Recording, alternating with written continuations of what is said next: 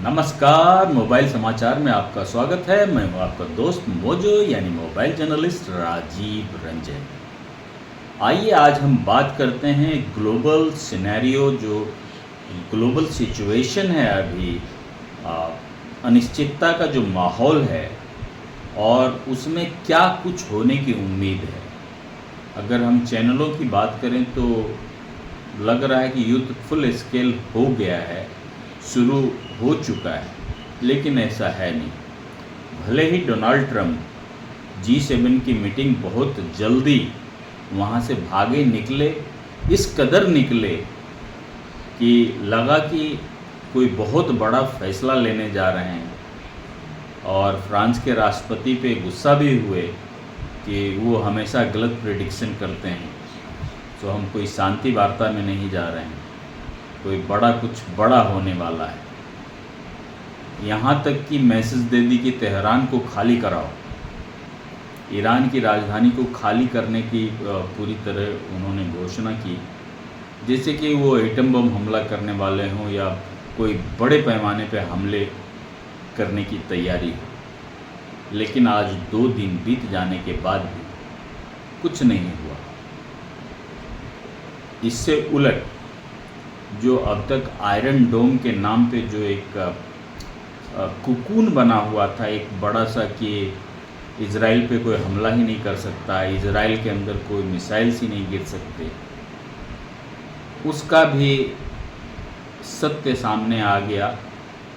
वहाँ भी जब मिसाइलों की बारिश होती है तो कुछ बूंदें, कुछ मिसाइलें वहाँ भी गिरती हैं। तो इतना तो तय है। और पिछली वीडियो में जैसा कि मैंने बताया था कि ईरान का एनरिचमेंट प्रोग्राम जो है वो अपने लास्ट स्टेज पे था। मतलब अब अगर उसे नेस्त नाबूद भी कर दिया जाए तब भी वो उस लेवल पर इनरिच कर चुका है अपना यूरेनियम, जिस पे वो अपना एटम बम बना सकता है। तो G7 से भागने के बावजूद, भागने ना बोलें, ये सब कुछ ज़्यादा ही बड़ा हो जाएगा। अफरा तफरी में G7 मीटिंग को छोड़ने के बाद कनाडा से वाशिंगटन DC के लिए निकले तो ज़रूर ट्रंप, लेकिन 2 दिन बीत जाने के बाद वो कुछ नहीं कर पाए। ईरान पे कोई हमला नहीं हो पाया, तेहरान खाली करने की धमकी दे दी। ऐसा लगा कि अब इज़राइल और अमेरिका की फोर्स एक साथ मिलकर टूट पड़ेंगे ईरान पर, लेकिन इतना आसान नहीं है।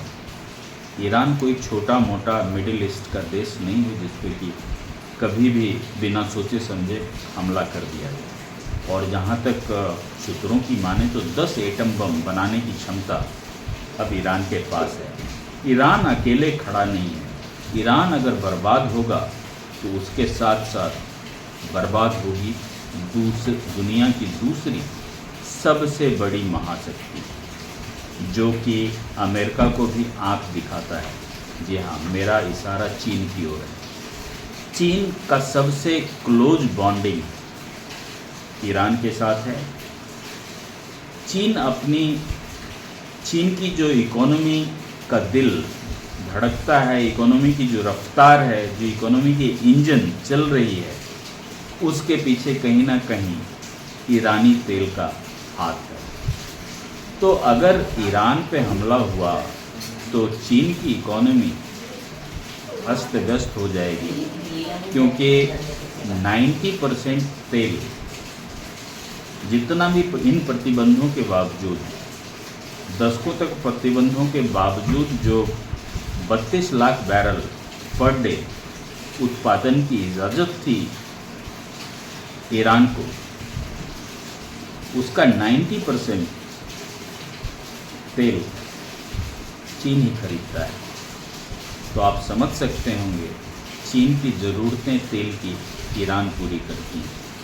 तो ईरान कोई एक आइसोलेशन में जीने वाला कोई देश नहीं है कि जिस पे अमेरिका और इजराइल टूट पड़ेंगे और वो दूर से देखता रहेगा।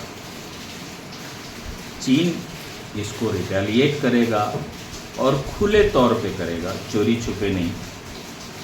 एक छोटा सा हमास जिसके पीठ पे ईरान का हाथ है, उसने तो 2 दशकों तक इजराइल को पानी पिला के रखा, अब जाके उसका एलिमिनेशन हुआ है। तो जिसके पीठ पे ईरान ने हाथ रखा था, वो अगर 2 दशक तक इजराइल को नचा सकता है, परेशान कर सकता है, तो अगर खुल्लम खुल्ला ईरान अगर सामने लड़े किसी से और उसके पीछे चीन का हाथ हो और उसके पीछे हाथ हो रूस का, तो रसिया, चाइना एंड ईरान, ये 3 महाशक्ति, 3 देश अगर एक साथ जुड़ेंगे और इसके साथ 57 मुस्लिम कंट्रीज, तो आप समझ सकते हैं कि इतना आसान नहीं है ईरान पे हमला करना। क्योंकि ईरान के साथ अगर आप लड़ाई कर रहे हैं, यानी आप रूस के साथ लड़ाई कर रहे हैं, आप चीन के साथ लड़ाई कर रहे हैं, और साथ ही साथ 57 मुस्लिम कंट्री के साथ आप लड़ाई कर रहे हैं। तो यही कुछ बातें हैं जिसकी वजह से कूटनीतिक जो डिप्लोमेसी की जो अभी राजनीति चल रही है, वो ज़्यादा कुछ आगे बढ़ रही है। डोनाल्ड ट्रंप चाह रहे हैं कुछ लोगों का, कुछ देशों का उनके ऊपर सपोर्ट हो। दरअसल अमेरिका को पिछले 10 सालों से इजराइल खींचना चाह रहा था इस युद्ध में, लेकिन अमेरिका के जितने भी प्रेसिडेंट आए वो इससे बचते रहे। लेकिन आखिरकार नेतन्याहू लगता है कि ट्रंप को इस युद्ध में खींच ही लेंगे। शुरुआत उन्होंने युद्ध की, लेकिन पीछे अमेरिका को भी आना होगा, और अगर अमेरिका इसमें पीछे आया तो ईरान के सपोर्ट में बाकी कंट्रीज आएंगी, और ये युद्ध इतना भयानक होगा कि इसकी कल्पना भी नहीं की जा सकती। लास्ट 2 वर्ल्ड वॉर तो हमने देखे, लेकिन उससे कहीं ज़्यादा बुरा, भयावह, विभत्स परिणाम इस युद्ध के होंगे, और इस युद्ध से कोई भी अछूता नहीं रहेगा, और इस युद्ध के बाद एक नया वर्ल्ड ऑर्डर बन के तैयार होगा, जिसमें एक अलग पहचान होगी भारत की। भारत एक ताकतवर देश के रूप में उभरेगा इस युद्ध के बाद। तो कभी कभी युद्ध भी ज़रूरी हो जाता है कुछ राजाओं के लिए, कुछ देशों के लिए। तो ये युद्ध भारत के लिए काफ़ी अहम है। अगर ये युद्ध हो जाती है तो भारत जो 10 साल में तरक्की करेगा, 30 साल में वो हो सकता है 5 साल में तरक्की कर ले। ऐसा सिचुएशन तैयार हो जाएगा, ऐसा कैलकुलेशन तैयार हो जाएगा, ऐसे ऐसे कंट्रीज साथ में आ जाएंगे, अलग करेंसी होगी, डॉलर का जो डोमिनेंस है वो ख़त्म होगा, डॉलर का डिवोर्स हो जाएगा ज़्यादातर कंट्रीज से, ब्रिक देश की अपनी करेंसी होगी, अफ्रीकन और देश चाहें तो अपनी जैसे यूरो है उस तरह अफ्रीका के लिए अलग करेंसी होगी। तो अलग अलग गुट हो जाएंगे, और उन गुटों में कोई डोमिनेंस नहीं रहेगा। अमेरिका का जो देश भर में अलग अलग देश हैं वो तबाह होंगे। अमेरिका जैसा कि कहता है कि हम आज तक ब्रिटेन की तरह कोई साम्राज्य स्थापित करने की हमारे अंदर कोई लालसा नहीं है। मैंने आज तक किसी देश को गुलाम नहीं बनाया, किसी को जीता नहीं, लेकिन अमेरिका को देशों को गुलाम बनाने का तरीका अलग है। उन देशों में अपना एक बेस तैयार कर दिया।